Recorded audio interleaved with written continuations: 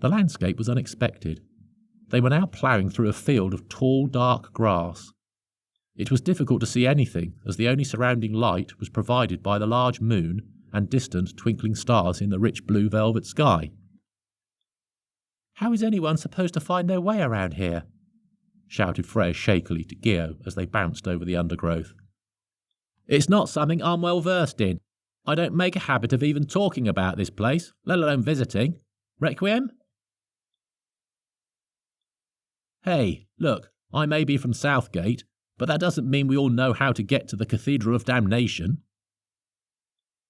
Seeing that neither Requiem nor Keo were going to be much help, Freya did the only thing she could, and shrugged. "I'll just keep going forwards then, and hope we make it," she said casually. "I don't like that plan. It seems all too hopeful. I must have a book here, something that—" Urasil shrank into his seat, rummaging furiously through his cloak in a desperate attempt to find something that would take luck out of the equation. If he knew anything, he knew that he was not lucky. "Well, whatever we do, can we do it slowly?" asked Requiem in agitation. "All this bouncing about is making me feel quite ill." They may not have known where they were going, or how to get there, but they were not alone. On an outcrop of red rocks, a large wolf stood on a plateau jutting out over the grassy plain. Its long smoky grey fur wafted in the breeze to reveal its brilliant white underbelly. The wolf's bright green eyes were taking in all the light of the beast's headlights through its large black pupils as it pondered its quarry. The beast hit a small dip. The sight of its lights disappearing momentarily into the long grass made it look as though the car was winking. This was clearly the sign the wolf had been waiting for, as it gave off a bone-curdling howl, clawing into the silence of the night. "Did you hear that?" Urasil stopped rummaging for books and sat frozen in his seat. Gio also looked nervous. "I'd like to say no, but sadly I cannot. We're dinner, that's it." Gio seemed resigned to their fate. The others were worried that the rational one of North Gate could not come up with an alternative solution, giving them all the more reason to believe they were in grave danger. Although they could not see it from the windows of the car, trails were cutting their way through the grass towards them as the pack of wolves stalked the beast. The howling was increasing in pitch and frequency as the alpha male on the rocks guided his pack to their waiting can of food. When the pack were barely a few feet away from the car, the alpha male gave off 2 short, aggressive barks, killing the silence once and for all. The pack dived out of the grass and showered onto their location. "What are you doing?" cried Requiem, perturbed. "I can't run over the cute doggies now, can I?" said Freya as she swerved erratically to avoid hitting the wolves.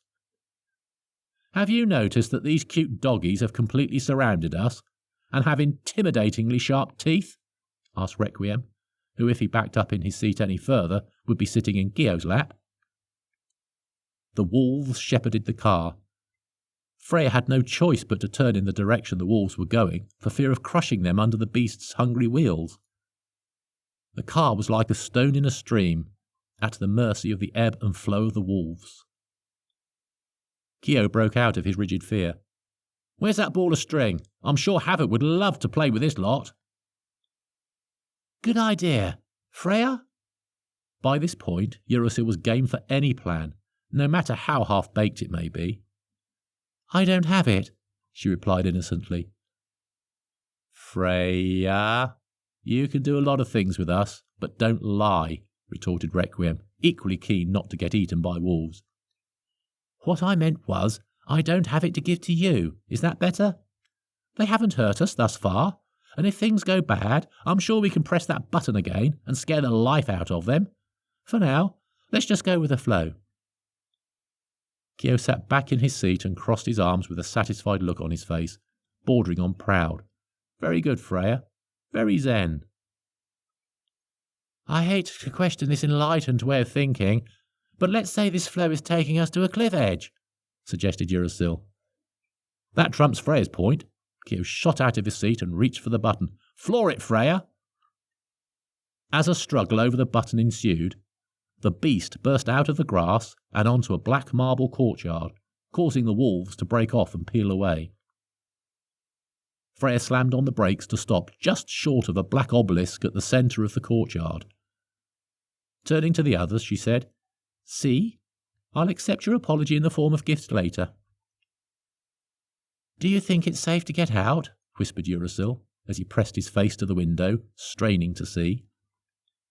Requiem answered by unbuckling himself and stepping onto the courtyard. "Strange," he said. "This is like the point of the compass in the Four Gates. In fact, this whole place resembles the courtyard at the Four Gates, just all in black and devoid of people." Seeing that the howling wolves didn't appear to be hungry today, everyone else got out of the beast to join Requiem. "Not quite the same. Look at the floor." Urasil pointed to where the compass should have pointed in 8 directions. Instead, there was a silver pentagram with 5 points leading to 5 churchyards. "So which one is damnation?" asked Freya, looking around the courtyard. A cold chill caused her to go pale and rub her arms. A crow squawking overhead made Keo look up. "OK, it's not in the sky like the ivory tower, and these other churches seem to represent different dark religions, but nothing screams Cathedral of Damnation.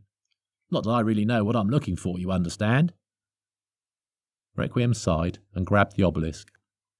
"Everyone, hold on with me."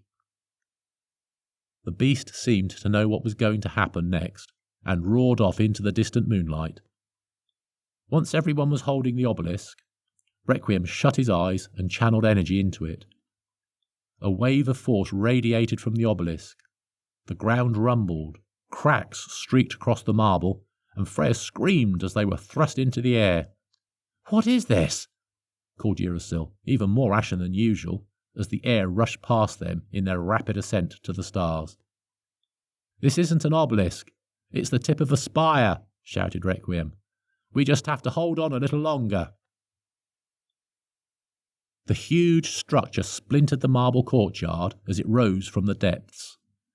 The group was catapulted high into the air as it enveloped the 5 churches already present to make one grand, unified temple of darkness, the Cathedral of Damnation.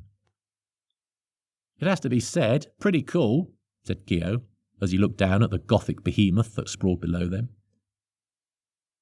"Points for a dramatic entrance for sure. So how do we get down?" said Freya, seemingly unperturbed by the whole affair now that it was over. Urasil, however, was far from calm, and thanks to a mixture of fright and vertigo, he let go and slid down the spire.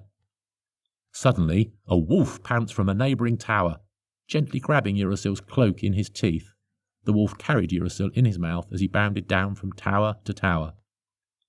Freya looked on in amazement. Animals really do love him." "Well, killer dogs at least," added Keo glibly.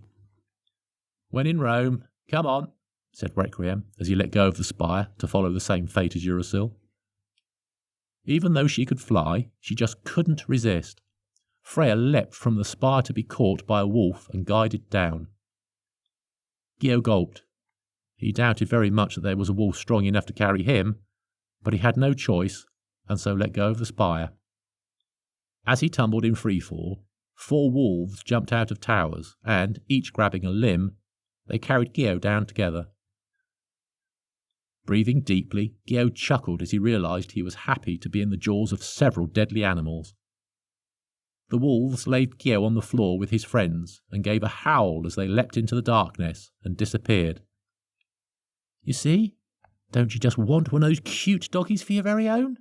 asked Freya in a childlike manner as she waved them off on tiptoe. "Yes, they are charming," replied Keo, less enthused as he wiped saliva from his limbs. "But are they toilet-trained?" pondered Urasil. "We can debate the merits of owning a pack of toilet-trained wolves later. We're here." Requiem was looking ahead of them at a Gothic archway with large black doors. The whole building was not too dissimilar from Talis's Black Palace. As the group made their way to the doors, they creaked open ominously, bathing them in blue light. "This is a lot like the Black Guild House," said Freya solemnly, the sight vividly reminding her of her captor's stronghold. "We'll be fine as long as we show respect." Requiem tried to calm everyone's fears before adding firmly, "Gio, keep your mitts off any beautiful women this time." A dark and insidious voice rang out from inside the cathedral. "Enter." Everyone turned to Requiem, who was facing the open entrance. He did not want to be there any more than his friends did, but he had to be strong for their sakes. With a secret deep breath, he walked forwards and into damnation.